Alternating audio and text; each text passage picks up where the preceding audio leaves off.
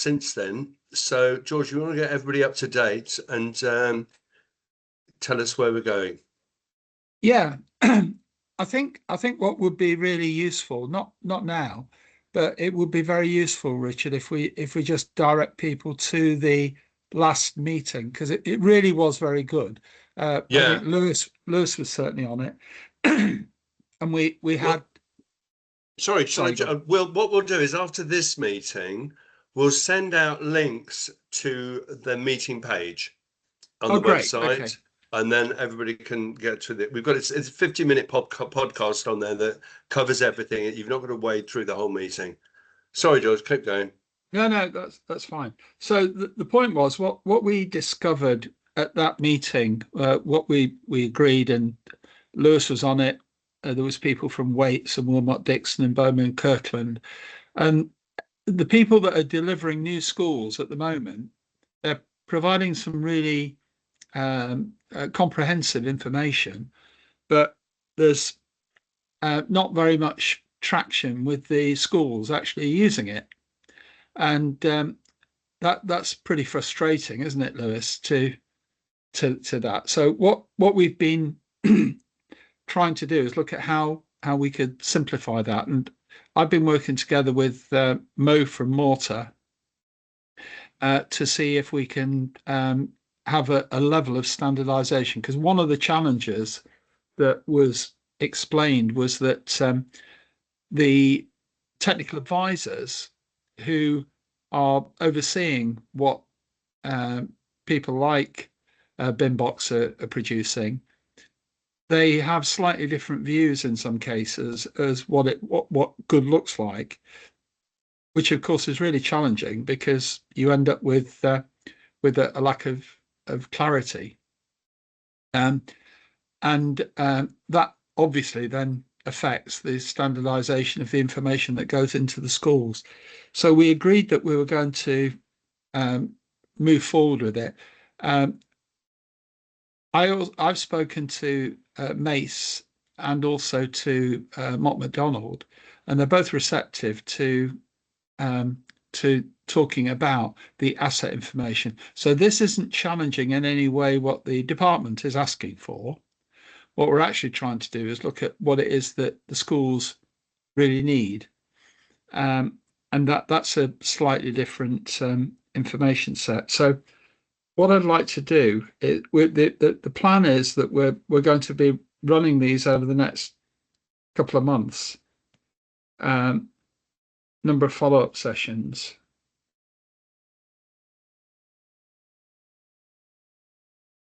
So, and it's all about collaboration. So we've got a range of different software companies that are working together, but these are the people that have signed up to the Golden Thread education group. So it's not just schools, it's education. So we've got universities and people. So we've got quite a head of steam. The question now is how can we all engage and use that? The other thing is that the schools themselves, once you hand over the schools to them, or indeed if they're managing schools, they've got budgets that they can draw on. So the main one that's going on at the moment in a lot of schools is the funding that Ed Miliband's providing for decarbonisation and energy efficiency. So there's quite a lot of work going on in that area. There's also work on capacity planning, backlog maintenance, in particular on the PFI schemes. There's a lot of record management on that. I've just been on a call just now with Equans on that. There's obviously compliance upgrades, in particular things like fire doors and the like. And the point about this is these are all things that are going to change what's being delivered after it's been delivered, or on an ongoing basis. These are the things that are happening that people need information for. So the thing that we're trying to do is relate the information or the golden thread information to being more useful. So if you look at it, one of the primary things the school estates team, the caretakers, do is they make sure that from a statutory point of view, everybody's delivering what's needed. They also need to make sure that the environment, is not too hot, not too cold, and is comfortable from that point of view. There's then the organisational need. So that's more of the interest of the school leadership team. So all of those are interrelated. And one thing that is absolutely common to them all are spaces and assets. So if we can look at things from a point of view of what spaces have they got, what's in them, how are they fitted out, what the finishes, what's the equipment in them, and what systems are then supporting those spaces, that's important. We've also then got, if we look at the compliance end of things, we've got fire safety, we've got energy, and we've got infrastructure. So in particular, things like IT systems that are being run in. And obviously that, there's overlap there. So the running new cables and things like that can seriously affect compartmentations. So therefore, again, spaces and assets are common to that. So if we can look at this through that perspective, I think that's a worthwhile thing to do. Franco, who's on the call at the moment, Franco's an expert in testing and commissioning. So one of the things that we want to do is make sure that when the building is handed over, the operational readiness is sound. Also, we don't want to be doing it at the end of the project. We want to do it progressively through the life of the project. And we also want to have some lessons learned so that the next projects are going to be better. Now, in many cases, because they're being, this is the impression I have, because they're being run as discrete delivered projects, there's maybe not so much opportunity for learning from that collectively. So that's, I think, something that BIM in asset management can help with, that I think we can work to. And we're always going to try and tie it back to the golden thread principles, and also how can the site team contribute to that? So the golden thread goes on beyond the delivery. It goes into obviously operations. And therefore, what we want to do is make sure that the principles of accurate information, clear responsibility for who is responsible for which assets and which systems, and that information continuity. What we want to do is say, how can the team, the site team, how can we make it easier for them to log defects and checks and changes? How can we make it easier for them to maintain their weekly logs? How about being able to make sure that they've got a named person carrying out the checks? These are the things that aren't necessarily done at the moment. Looking at fire risks and fire strategies, access strategies, and then to be able to record hazards from a safety point of view. And then a lot of things happen on an ongoing basis on these projects where people are doing maintenance work and things like that. So the handover records become really quite important. So what everybody's, in that last meeting that we had last August, they were saying it's quite difficult to get the schools to tell them what information they really need. Is that, Lewis, from your point of view, would you say that's a fair thing? We're not getting great engagement with that. I'm asking you a question now, so sorry, Lewis, I'll shut up and then let you answer.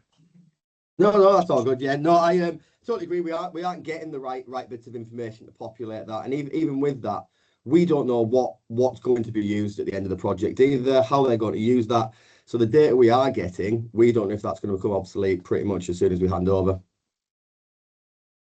So, is there anybody else that's involved in delivering schools that would like to just contribute to that? Because otherwise, I'm just going to be going on. Who have we got on that's delivering schools? Come on, I'm going to So start when you picking say people. delivering, George, you mean like constructors? Yes, please. Yeah, Right, designing and constructing. just look through the list of people who are Yep. accepted for constructors and put them in the Yep. chat, put them in our chat to me, and I'll pick on Okay. people very shortly if nobody volunteers. Okay, yeah. Justin. Just Sorry, it's not directly related to opening and closing of the security doors. The biggest problem I have with schools at the moment is in terms of an emergency and the muster point. Throughout the whole design process, it's always pushed to the client, say, well, the school hasn't told us where the muster point is. And then the fire strategy only looks at the superstructure of how do the kids get out of the building, but they don't look at the routes to the muster point in terms of fail-safe open doors and gates, etc. So I'm not sure this is sort of on the same page where you're going with in terms of access requirements. No, Or is that even actually, falls in line with Justin, you're exactly right. Yeah, so part of the process that we're trying to look at is things like fire strategy plans and also access strategies, because what we discovered on the other projects that we've been working on the PFIs is that often they are in conflict with each other. So you can have a situation where you've got a fire strategy plan that then, because of security, you end up with some of the escape routes being cut off. Yeah. So absolutely, you're bang on there, Dustin. Go ahead, David. Yes, I'm currently working on several of the CF21 schemes, designing schools at the moment. We've got one on site. We've got several going through stage 4 at the moment, and we've just completed 2 last year. Because of the nature of a lot of these schools, a lot of them are built around the existing school, and then the existing school is demolished the year following completion of the new school. And very often the bits that's missing in that jigsaw is the fire strategy for that interim phase for that year when they're occupying the new school, but we're still demolishing the old school. We've often got very clear fire security and access plans that were discussed during the client engagement process in stage 3. So they know how the building will operate when it's all completely finished, but it's often that interim year when the landscape's not there, there's still contractors on site and they're still demolishing the existing school. And we've often had to get retrospectively fire strategy plans agreed showing how pupils can escape back through the building and out the other side, when in the final situation they would all generally escape from the ground floor, at least straight out of their classroom into the playground and then off to the muster point, which is very often the mugger. So very often our landscape team is working to make sure that all the gates between the school and the mugger operate for school pickup and adequate security, but also they all fail safe and they can all open in emergency to get you through to that muster point. That's excellent. Thank you, David. Yeah. So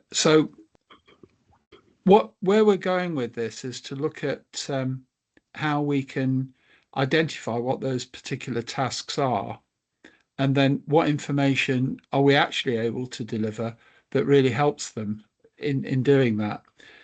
So what we've been doing is looking at the day-to-day tasks that a site team or a caretaker actually gets involved with. So I was going to start by just explaining that, but in the meantime, I see Mo's arrived.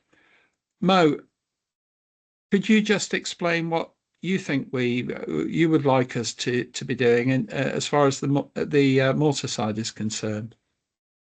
Yeah. First, really good to be with you, everyone.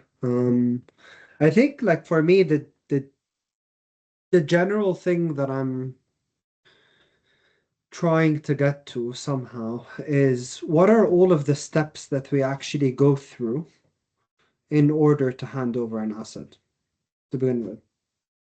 Because I think everyone assumes that we all know what it actually takes to do handover from A to Z.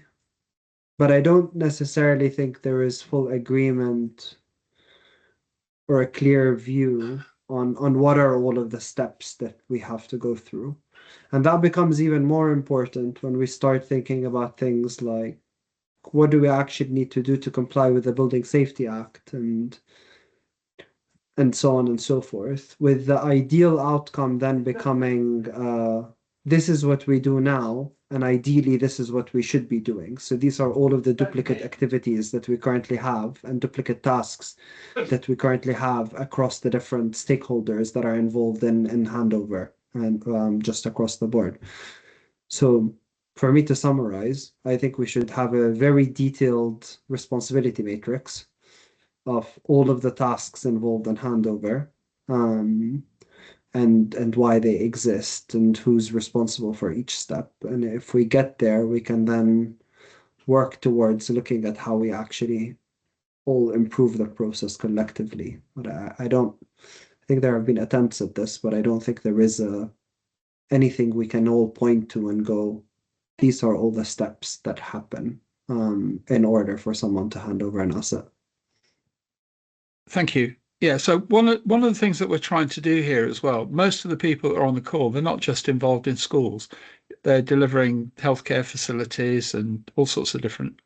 So one of the things we've been doing is looking at what is common to all types of projects in relation to the golden thread. What activities do people carry out? Why do they keep carrying them out? You know, what's the objective, rather than just ticking the box to say that we've done it? You know, what's the benefit of those things? And then how can we put some financial value against it so that it's not just a matter of you BIM people doing your bit, if we can translate that into some value. So there's a group of us been working on that from a process perspective, which we'll share with you. And Mo has kindly put it into Mortar for us to probably work on that. Before we step into that though, Mo, what I wanted to do was just explain what we've been doing in terms of getting feedback from people on the ground as to what is it that a caretaker does? What is it that an FM in a school actually does? So if everybody agrees, I'm just going to step through some of those things now. And if you're interested, we're talking to schools, FM teams currently. If you want to get involved in that conversation about process, then just put process in the chat, and I can include you in the discussions. So what we really want to get out from this is that if you've got contacts in schools, if you've delivered schools, if you've been involved in delivering new schools, if you could look at, if we can take some examples and we can create something that we can then show to the schools, then we're more likely to get engagement. So these are the things that are that a caretaker, a school site team, they've got to do each day. They've got to do that, so that they need the information, obviously, about, you know, setting and checking the alarm systems. They need to know where the where the access points are. They've also got to oversee health and safety and compliance. So doing routine checks and things like that, making sure that fire exits are clear. The asbestos awareness obviously is not on a new school, but in many cases, the schools that you're delivering, you're working on, will have existing properties or existing facilities that have got some of these risks. We've then got the repairs and maintenance. So I think this is something that's not generally understood, because people think this is what's done using a CAFM system, but the CAFM systems are typically managing just statutory or planned works. They're not managing reactive works. So we need the information about what the assets and systems are that are keeping things going. I mean, touch-up painting and general upkeep, making sure that you've got the RAL numbers of the paint. A lot of this information is provided in documents, in O&Ms. We need to make sure that that information is more usable and can be validated. They typically are responsible for overseeing cleaning. And, why is that important? Well, it's important because otherwise you can be breaching warranties, which can be expensive. They look after the grounds. The school's operations, making sure that the teaching environment is properly set up. So what information do they need to satisfy the golden thread aspects of record keeping? They've got to have a good baseline set of information that they can keep up to date easily, which isn't necessarily, it's probably a derived set of information from the models. And a lot of what they're doing is making sure that they can respond to reactive calls as well. We've then started going through and identified the things that commonly fail. So you get fire doors wedged open, fire stopping.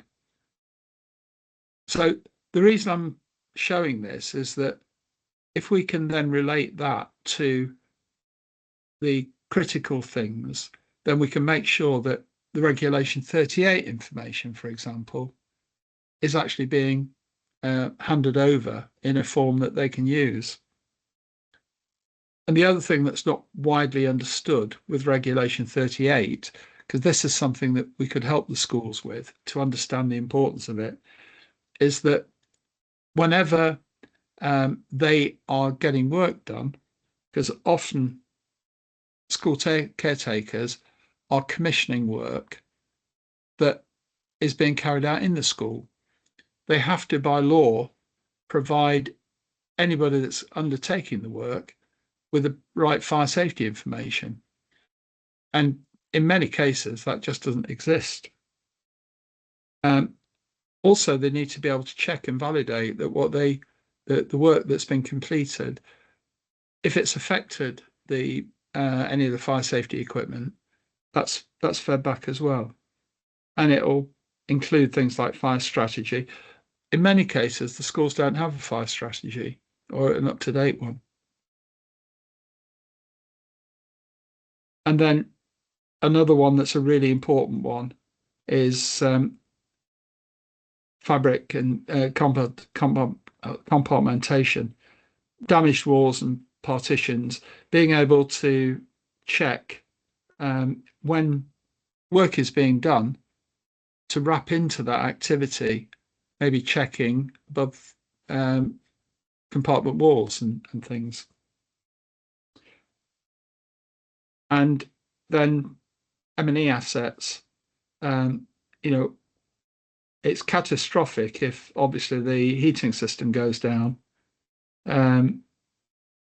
So you end up with secondary risks. And then water, leaks and I was told that drains and gullies and gutters, that's absolutely critical to keep clear. So these are the sorts of things that I think we need to be making sure that we're collecting information on. So George, let me interrupt you. Sorry, I'm finishing. Yeah, sorry, Richard. Yeah, go on. Sorry, please. Right, there's a hell of a lot of stuff you just shown us there. Yes. Now this is a work stream, which is task and finish. We have a task, we finish it, and we have an output. What is our task? What constitutes finishing it, and what's the output? The output would be looking at the asset information requirements, as Mo was saying earlier, and then being able to relate them back to the type of information that these people need. So I would say our task for this is to have some practical working examples of how the information that's being provided is being used by the school or can be used by the school. So our objective should be to get schools to put something in front of the schools and get them to use it in terms of the information. That would be my objective. Right. So the first step is to find out what they're exactly doing currently. Yeah. Okay. And how do we do that? To add to what George is saying, there are like two sides. There is what information do we want, but before we go into the information that we want, we need to just agree on what is the set of tasks that someone has to go through in order to actually do any of this. And next to each task, we know what information we actually want in relation to that task. And you can potentially associate a task with, I'm doing this because I need to comply with Regulation 38, or I'm doing this because of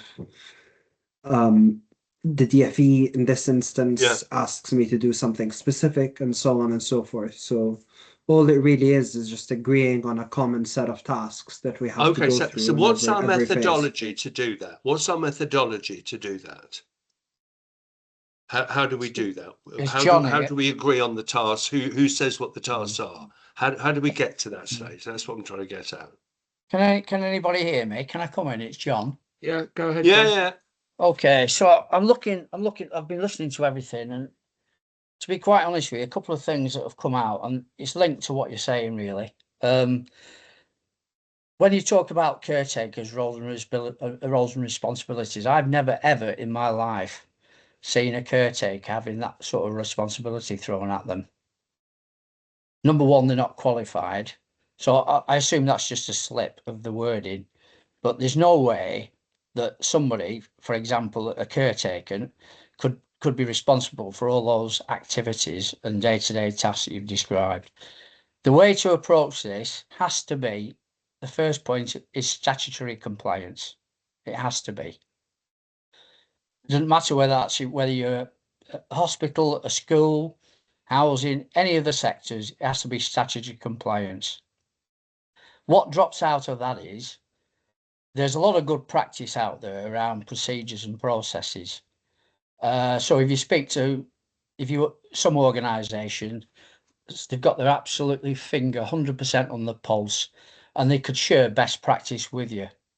On the other end of the spectrum, as you've quite rightly said, there's organisations that are way off the piece, right? But what drops out of the statutory compliance is very linear. This is processes and procedures. And to comply with, and some of those aren't necessarily statutory as well. They are school specific, or for various reasons, or sector specific. So you need those as well. And then what drops out of those is actually all the stuff around roles and responsibilities, who does what. You develop clear processes and procedures, and everything just falls out from that. Now that's the way to approach it. That is the only way to approach it. Okay. I don't know if everybody agrees. Be interested to know what your thoughts are, but that's my thoughts. Can we just bring in Andrew, please, because he's been waiting for a long time. Have you got something on that, Andrew? Yes, thank you. I worked in North Yorkshire County Council for quite a number of years, and we set up a traded service with all the education establishments, from very small rural primary schools, special schools, colleges, and so on. And each of them, the type of work the caretaker did was very, you know, could go from one extreme to another.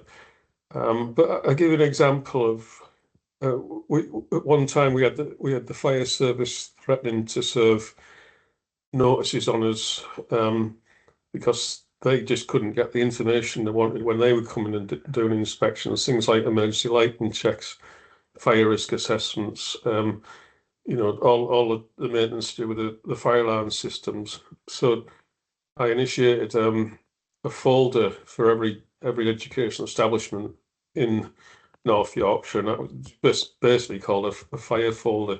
And in there, it had all the statutory documents, what the, you know, the maintenance and servicing records. And a lot of schools had an administration manager if they were big enough, and they were the holders of that folder, and they managed it. So I'm just trying to give an example of how we worked in one particular area, but it is very vast.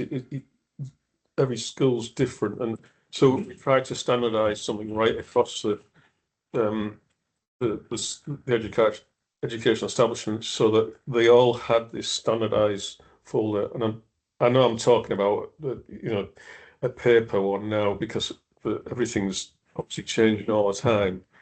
But I suspect we, you know, as a group, we need to think about, well, the competent person as well. Who's the competent person for each educational establishment? Because they should be a mine of information onto how that school is managed. And each of our education establishments had a health and safety, what it's called a policy then, everyone seems to call it a plan now.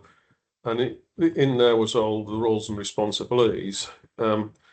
But I could put this group, well, in touch with the guy who's in charge of that. It was like a traded service, and at one time every school bought into it, but admittedly there's all academies and all that sort of thing now, so some have gone their own way. But what I'm saying about that folder is we'd worked out exactly what should be in it, who would do what should be available for who, and who needed to keep it maintained. And then on top of that, our advisors would go out and monitor that to make sure it was happening. I don't know if that's any use, but it's just... Yeah, no, it absolutely is. I'm interested to hear from George and Mo, really, from what obviously Andrew said, and also from what John's comments a bit earlier, how does that fit into your vision of what the process we should be going down ourselves to get to where we want to be? Yeah, so just picking up on what John was saying, as far as compliance is concerned, legal compliance, statutory compliance, one of the, clearly that's something we have been trying to concentrate on. But quite frankly, the schools themselves, the head teachers and the teaching people, the people that are controlling the budgets, they don't seem to be interested in that. Yeah, I can tell you from experience that generally, I wouldn't say they're not interested, but they just don't have time. yeah. And there's the governors which have statutory duties as well. So they often, governors are just parents, but they don't often understand the statutory. So if it all goes wrong, the governors could be in court. But there's often a kind of a mismatch. You know, governors think it's the head teacher's responsibility, and the head teacher thinks, well, I've got this much on my plate, I can only do so much. But as I say, what we did in North Yorkshire was the schools paid for an advisor, health and safety advisor, and they basically came in, put the governance structure in place from a health and safety point of view, and visited every term, and they'd do an inspection, they'd help them with the management plan, they'd give them some templates and risk assessments and all that sort of thing. So they were continually encouraged to do it. Yeah, But what I think you're saying there, and certainly this has been my experience, and I'd be very interested to see if anybody else, has got a similar experience. People put processes in place so that they've got a tick in the box, they've got a process, right? Who's monitoring on a weekly basis to see whether they're actually doing it? The likelihood is that the school thinks that they've outsourced the risk to that health and safety advisor. Yeah. Ben, sorry, Peter Oram. Peter, you were telling me the story about the golf clubs. Hi there. Yes, so first meeting. So I used to manage the maintenance contract for an outsourced company who did 10 golf courses around the UK. And when I took on that contract, I then went through what had previously been agreed. And within that, I noticed there was 0 water treatment at all allowed within the contract. That included all Legionella and any closed sampling.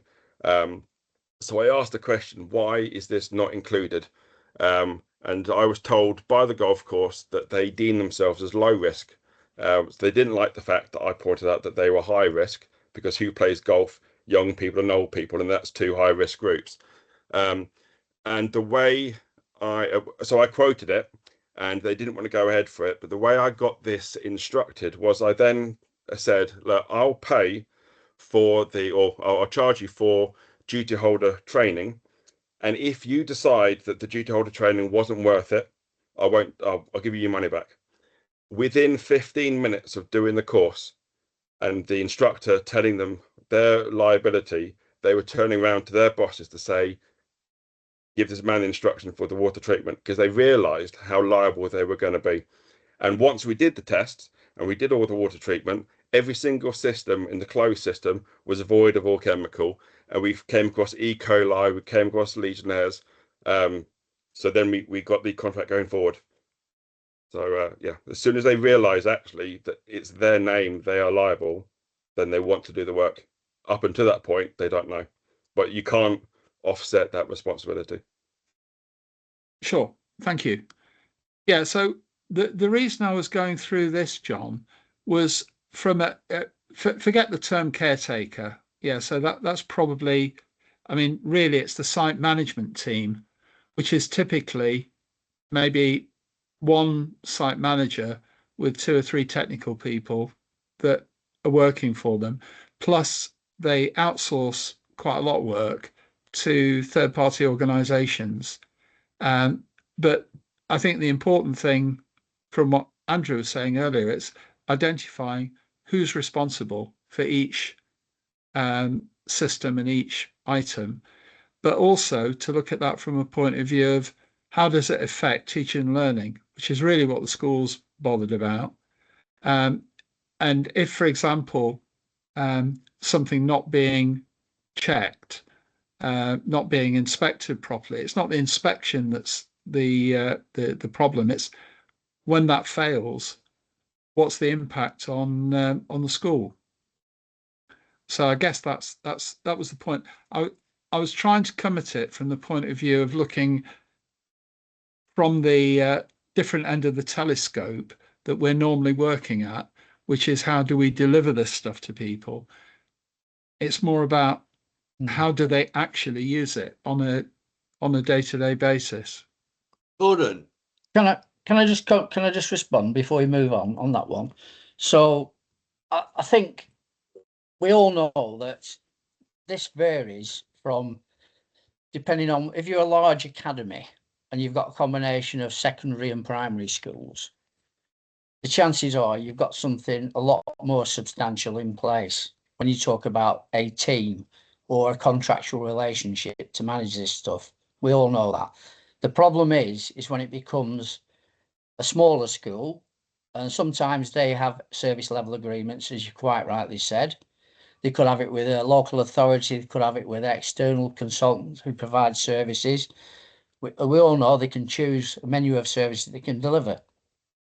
I think it's the whole thing. It's also, if you look at it from a governance perspective, and a risk management perspective, if you're a school and you're aware of the risks entail that would, as you quite rightly said, impact on service delivery by not doing X, you'd make sure that you had it done. That's a powerful way to say, yeah, we need to do it. So I think that's one area. And if you're on a governing board of a secondary school, I would say everyone that I've been aware of has had a property person on that board, because they're needed. Because at the end of the day, if the facilities aren't correct, they can't deliver educational services. That's So true. I think there are just different ways of, we just need to really have a sort of a model going forward that combats or helps to deal with all those different arrangements you've got across the education sector. And I think that's the sort of solution to get there, really. Yep. You know, that's just a few points from my, you know, from my point of view. No, absolutely. Yeah, absolutely. Gordon, do you want to come in on that? Yeah, very briefly, if I can, because I'm not terribly brief when I speak. Water services and closed sealed systems, as Peter had alluded to. A heating system fails or a cooling system fails, you've got a problem in any building, whether it be a school, whether it be a hospital, whatever it is. There are a whole raft of new guidance and even further regulation that's now coming in from, I sent through something to George just recently after following conversations that George and I have been having at various exhibitions. And it's about continuous monitoring of these systems that are alerting when trend conditions are going out of kilter that will create a bigger problem. And the Department of Energy and Security and Net Zero, through the Heat Network Technical Assurance Scheme, which is all about, if anybody in this call has a heat network providing the heating to their residential property in a housing scheme, which is all part of the carbon reduction policy of the United Kingdom, you now have forceful regulation as of April that if that system starts to break down and the provider and the builder and everybody in the chain has not provided performance monitoring of that system, you're off the hook. The regulation is on those organisations and providers and the contractors to make sure that they have performance monitoring and certification of that process. Now, that's only starting to be implemented in April, and it's got a 10-year programme to get people up to speed. There's 17,000 heat network systems in the UK, providing about 4% of the UK heating policy. The government strategy is for that to get to 20% of our heating policy. It's enormous. But the obligation to go back to the process here is that going forward and going backwards to existing systems, the government want regulation and performance monitoring involved in these. Whether it's for schools, hospitals, doesn't really matter. And as far as I'm concerned, a big heating system that does multiple residential dwellings is exactly the same as in a school that does multiple classrooms. Yeah. Well, so why classify it as a heat network? So go back to Jonathan's topic of different levels of coverage in different size of buildings. I take the point, but I don't necessarily accept it. We still have to have the same quality of installation of systems in any building, regardless of its size. Now that has to be dealt with in a certain process. But some of this monitoring is not terribly expensive. It's really not expensive. So, you know, and it brings greater transparency. And just take a step back from that, and it's really interesting what you've all said. People only know what they know. And Peter's comment was absolutely classic. You get 15 minutes with the right person to deliver the correct message. You will get client engagement and customer engagement, provided they have the funds. If they don't have the funds, they can't buy it. But a golf club membership, and I'm a golf club member of one of the oldest, well, the oldest golf society in the United Kingdom, in the world actually, they just bought one of our monitors. It's less than £1,000. Why? Because they've got an antiquated heating system that they want to know when it's going to fail. I've not got a crystal ball, but I can tell them if the water quality is half decent at the moment and we continuously monitor it 4 times a day, it's probably not going to fail that badly as long as it's not going into an alarm. and monitor that alarm process. Now, any janitor, whatever the terminology you need to have for competent person, can look at the flashing LEDs and it'll alert them when it goes wrong. Now, forget about that topic, but we need that in so many aspects. And we kind of have it in BMS systems, but the problem is in bigger systems, BMS alarms are going all over the place and nobody knows where to start, if indeed they can get access to the BMS. Okay, I need to bring Mo in because we are getting quite short of time, and I know George is going to have a lot to say. To follow up on everybody's comments, Mo, do you want to? So yeah, I want to take a stab at just showing what I'm kind of thinking is needed, and actually the conversation like just now, I think will reiterate why this is important. Actually, without showing it, like just fundamentally, we all know the REBA plan of work, right? On a high level, there is agreement on this is the set of tasks that someone has to go through. Yep. And people can look to that, right? I think what we're talking about here is effectively formalizing something that looks and potentially is more detailed than that for a combination of golden thread and handover, and then seeing what that intersects with. And George had taken a stab, I think, at some of this. I'm slightly refining it based on the conversation that we're like having now. But effectively, there were 3 steps, and George, let me know if I'm saying anything incorrectly. But fundamentally, we plan, we create, we operate like the asset ultimately.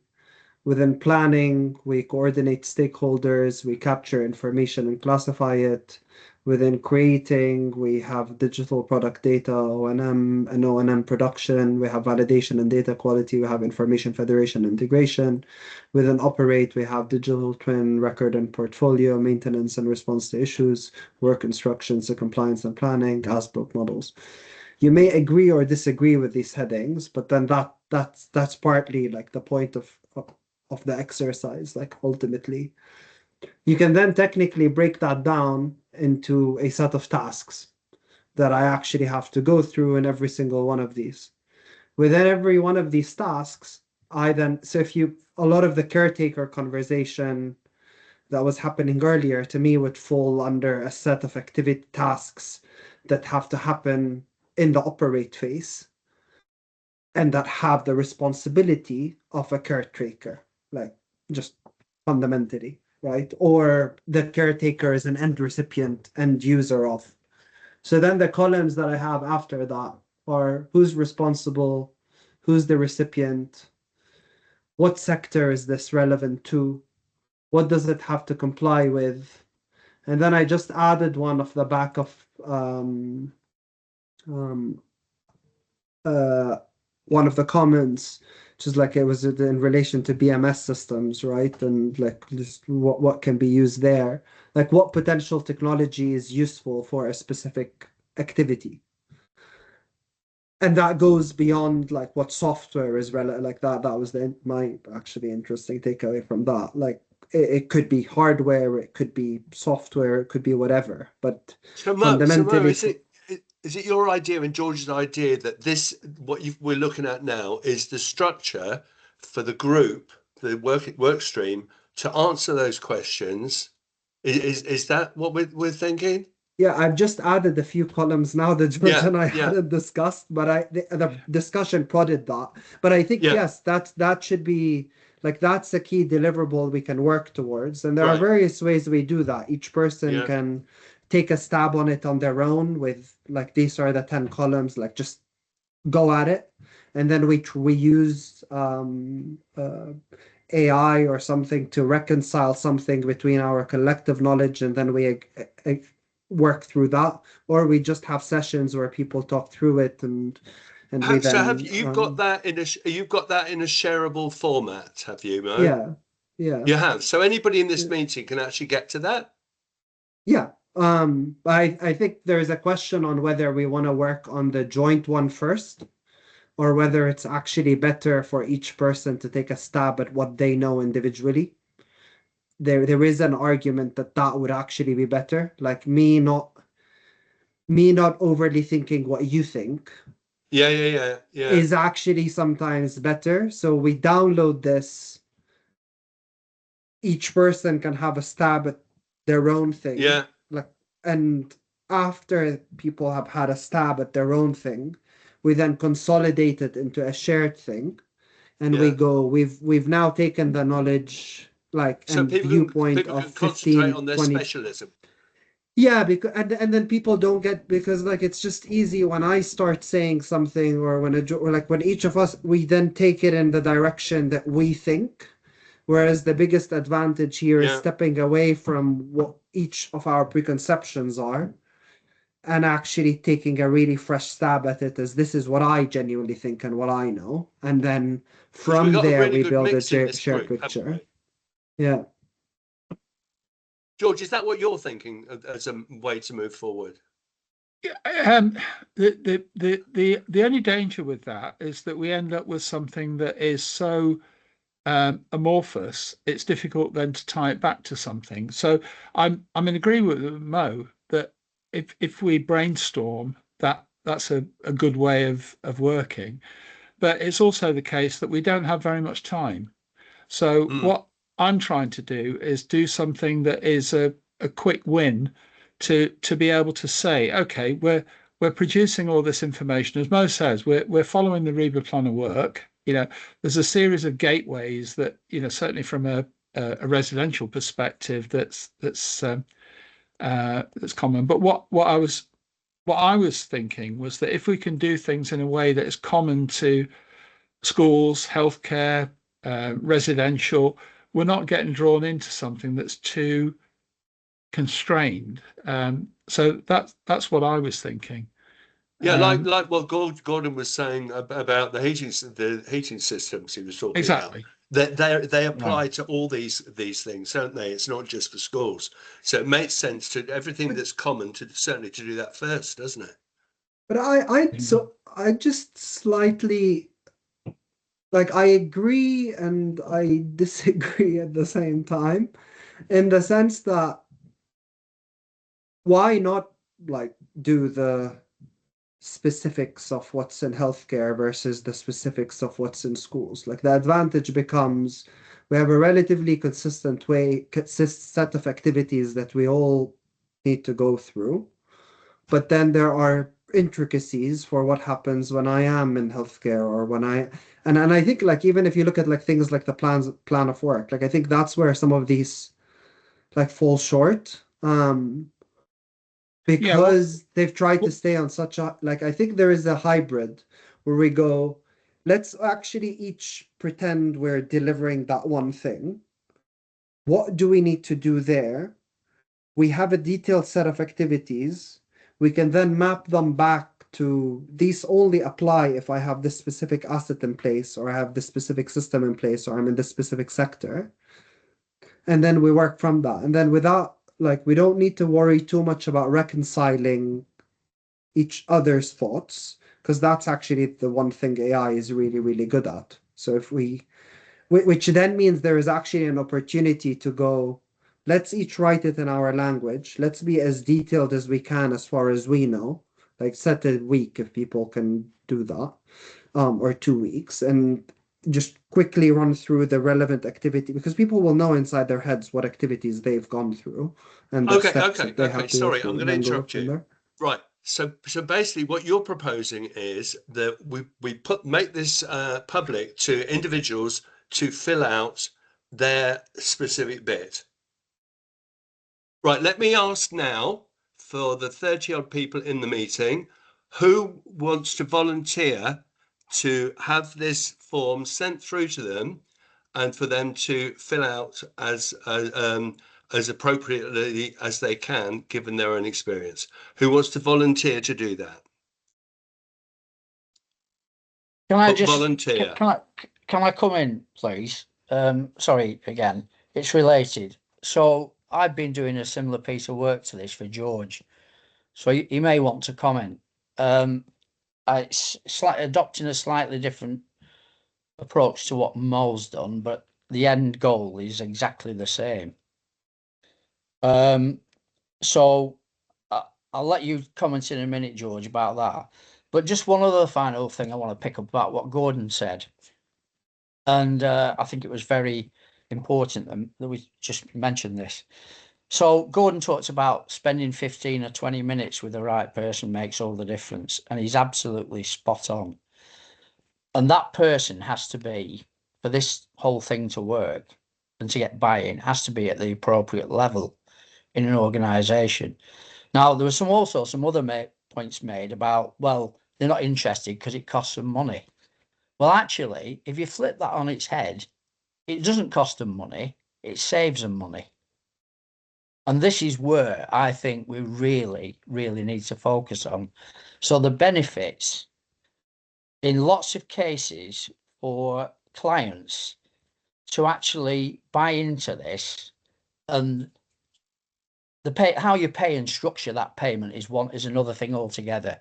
But what I'm saying is, I can guarantee you now, whether it's efficiency, savings, number of people required to do a job, getting it right first time, risk of it goes wrong, and the cost of on operations, day-to-day operations. I could go on and give you 30 other different types of benefits that have got a financial amount attached to them. And that is really a really important factor about all this work that everybody's doing now.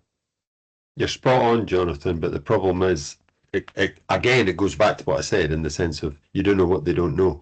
And sometimes you're just not getting that comment. Even somebody else mentioned it. They're so busy. I know. But they need to, and how do we engage that process? I had a meeting, or I had a conversation with the Department of Health regarding a universal Welsh Health Department, English Health Department, Scottish Health Department, Department of Health in the devolved nations and all the rest of it. And I said, right, this stuff is a good idea, yeah. So how do we best communicate that through your offices? You go to every single trust. I said, you're having a laugh. How many trusts are in England? They said 274 trusts. So I said, you want me to have the same conversation with 274 trusts, and yet you think this is a good idea? Can I ask you what the department actually does? If you don't disseminate good ideas to the trusts, because they're pretty busy people, what are you doing? Now, I hope there's nobody from the Department of Health or the Department of Education on the board, but at the end of the day, take some flipping decisions for the benefit of us as taxpayers when facilities are failing. Because it seems to be that everybody's not worried about cost. I'm sorry. But we need to have an output from this meeting, and we have to move on to next steps. Yeah? So, who wants to volunteer to fill out that form? If you want to volunteer, put volunteer. Yeah? And what I'm suggesting is that we've got a few, but not many, that we do partially Mo's route. And George, what would your preferred route other than going individually to people? Because why don't we do both? Yeah, I think we could do both. Yeah, I think we could provide them with the populated one that Mo's just been showing. Who's we? Where would we get that populated?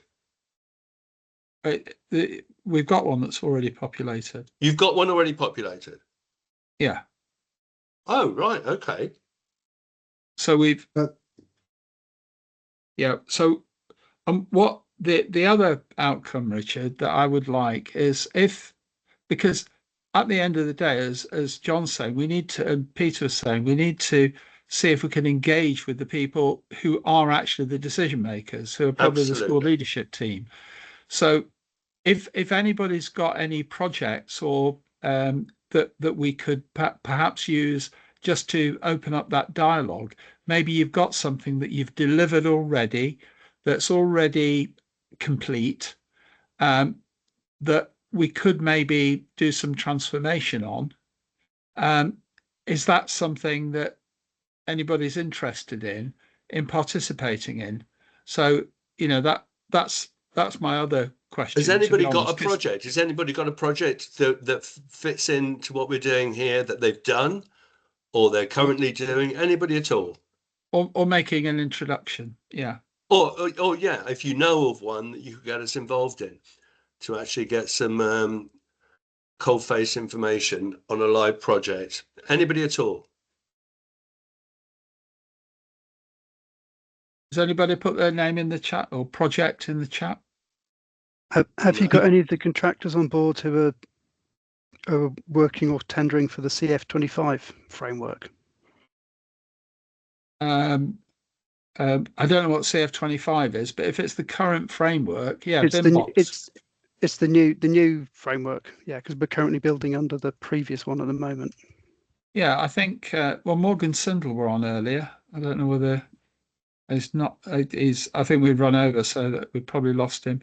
And certainly, I think we've got within the group, we've got Morgan, we've got Wilmot Dixon, Waits, Bowman Kirkland, um, Morgan Sindel as contractors. Is that what you're thinking, David? That's right, yeah, because they've all got access, or they should have, to the detailed exchange information requirements for the new framework. Yes. All the consultants have only got access to the current one. So it'd right, be interesting okay. to know what the differences are and what they're now asked, because they're very, very detailed. Yes. Yeah. I mean, to some extent, I think if we can also get ones that have been delivered, I think that's the point, really, because, they've been delivered.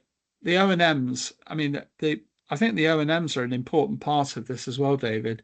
So, I think it's a matter of the model data, the O&Ms, the record information, to be able to engage with that. Are you looking to speak to the DFE, the schools actually managing the O&M data, or are you looking for the principal contractor at a handover stage to talk to? I think certainly the principal contractor at handover stage, but I'm thinking actually of contacting the schools, Dustin. Yeah. Is that challenging? For anybody to put their hand up at the DFE or at the schools is the challenging part, because nobody will ever want to take responsibility, even for the black box. You sort of say, well, who's in charge of the black box in the asbestos management plan? And everybody sort of drops their head and hides away.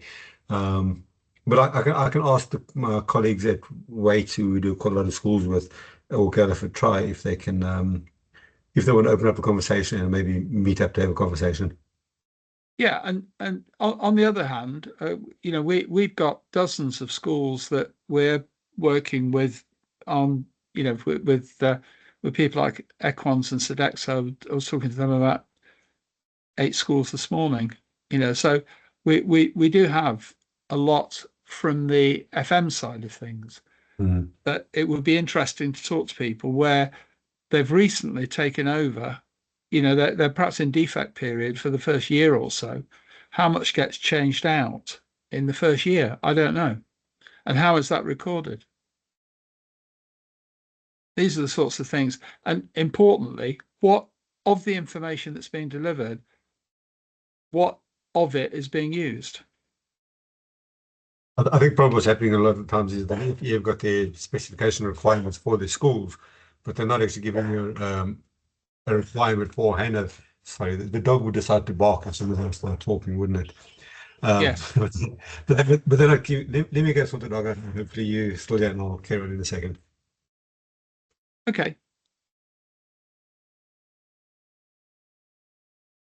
Okay, George. So what's the next step then? Because I'm lost and I don't think I'm alone. Okay. Well, I'm asking if people have got any projects. If people haven't got projects, then that's fine. We'll carry on from an FM point of view. And I think as far as Mo's concerned, Mo, can we make available those requirements? You still here, Mo?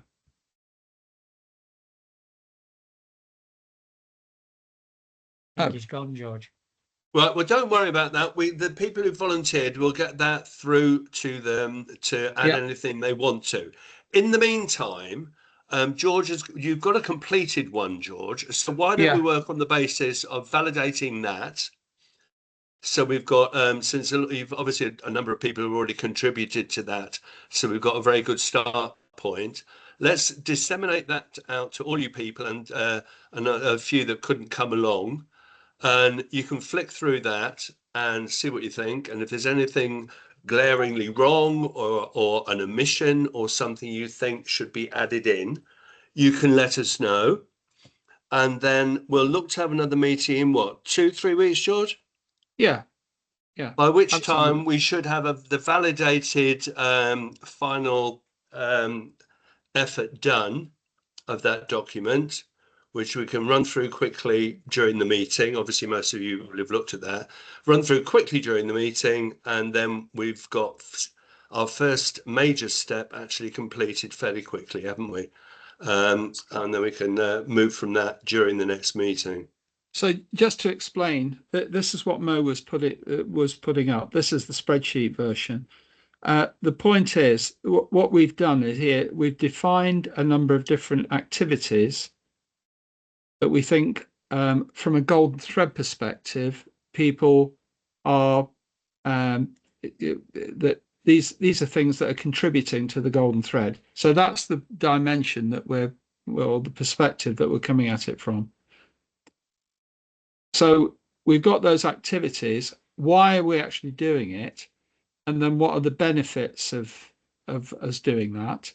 So that's looking at things from a different, these aren't REBA Planner work stages. They are activities that are being carried out through the life of the job. So, for example, validating the quality of data is going to be carried on through. And these are the things that are tangible benefits from that. The purpose of this is to really promote why information management's useful. And then what we've then done is looked at that from an outcomes perspective across the board to say, through all of those activities, we've got some standardized things that are relevant. So, for example, the quality of information, cost reduction across the life cycle, enabling supply chains to work more effectively, and then by breaking it down in this way, we can put some financial savings against it. So the objective here is to have the business case for better information management. So that's really now what John's been doing is then tying that back to project delivery.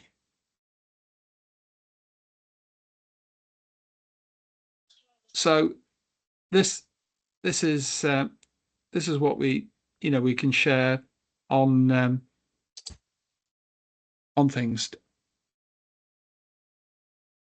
Is that useful, do you think?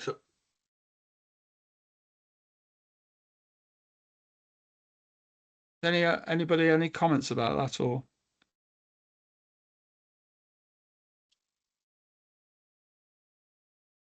No. Okay. Okay, so we'll get invites out for within the next 2 or 3 weeks for the next session, by which time we will have the document, our big first step document, validated with inputs and exports, which we can run through quickly beginning of next meeting, and then move on to step 2. So up until then, if we don't see you at one of the other meetings this week, we will see you then in 2 or 3 weeks. Thanks for coming along. Thanks very much. Very everybody. busy meeting, hasn't it? Take care. Thanks, Cheers. Richard, George. Thank you very much. Thank Bye. you. Thank you. Thank you. Bye bye.